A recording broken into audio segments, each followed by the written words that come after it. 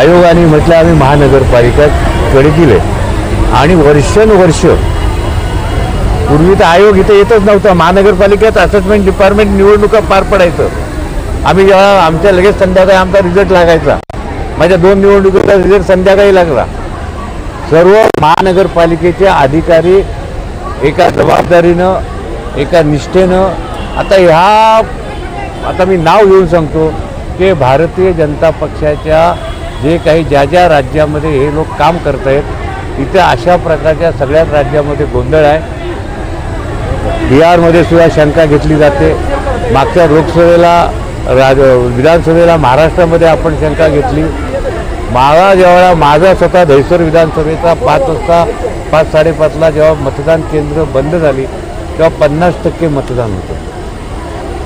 आणि जेव्हा मी 8 वर्षाच्या बातम्यांमध्ये जेव्हा आकडा ऐकला तो 61% गेला. म्हणजे जेव्हा 4 वाजल्यापासून मी काही मतदार केंद्रामध्ये फिरत होतो तेव्हा मतदारच नव्हते, अधिकारी बसले होते. आणि आम्ही त्या अधिकाऱ्यांना काय विचारलं ना, बरं लोकांना भेटायचं होतं, आम्ही अधिकाऱ्यांना काय मतदार होतं. आणि अशा वेळेला ते 11% मतदान दहिसर विधानसभेमध्ये कसं वाढलं. आता हे सगळीकडेच वाढलं, हे प्रूव्ह करून झालेलं आहे. पण आता इंडिव्हिज्युअल आपल्याला सिद्ध करता येत नाही.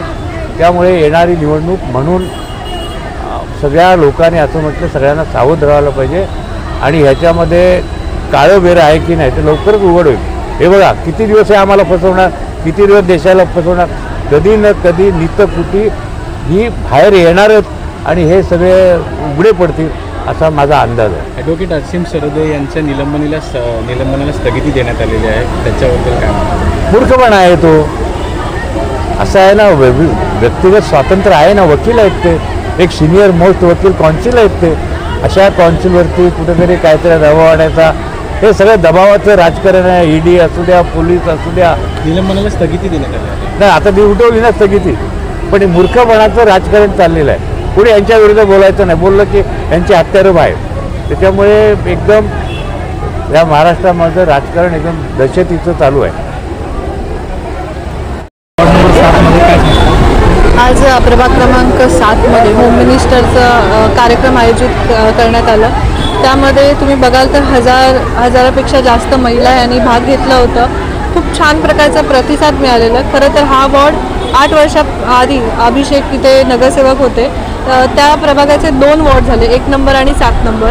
त्यामुळे आम्ही इथे निवडणूक नाही लढता आलं. 1 नंबरमध्ये निवडणूक लढली आणि हा प्रभाग वेगळा झाला. त्यामुळे अभिषेक छोटे मोठे कार्यक्रम घ्यायचे, पण अभिषेक गेल्यानंतर प्रथमच मी हा इथे कार्यक्रम घेतला आणि महिलांचा प्रचंड प्रतिसाद मिळाला आणि उत्सुकता त्यांची दिसून आली. म्हणजे उमेदवारी आज घोषित आपली इथे करण्यात आली. विनोद घोसाळकर साहेबांनी बोलले की 7 नंबरमध्ये उमेदवारी मिळणार की नाही, पण आपली तयारी इथून दिसते. नाही, उमेदवारी अजून जाहीर केलेली नाही आहे, हे काहीतरी वेगळंच आहे. पण नक्कीच मी इथे काम करते, इथेही काम करते. 1 नंबर पण मी सहजासहजी जाऊन देणार नाही. ओबीसी झाला तरी शिवसेनेचा किंवा जे आम्ही देऊ तो उमेदवार तिथे निवडून काढण्याचा प्रयत्न करू.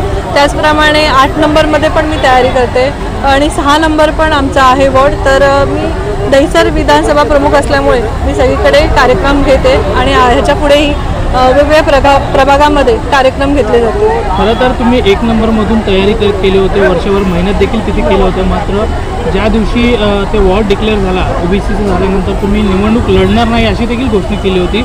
मात्र मातोश्रीवर काय चर्चा झाली त्यानंतर तुम्ही आज 7 नंबर वॉर्डमधून आता तयारी करताना दिसून येते? नाही, मातोश्रीवरती चर्चा अशी झाली की पक्षासाठी तुम्ही काम करा आणि ते कधीही टाळलेलं नाही आहे की मी पक्षासाठी काम करणार नाही म्हणून.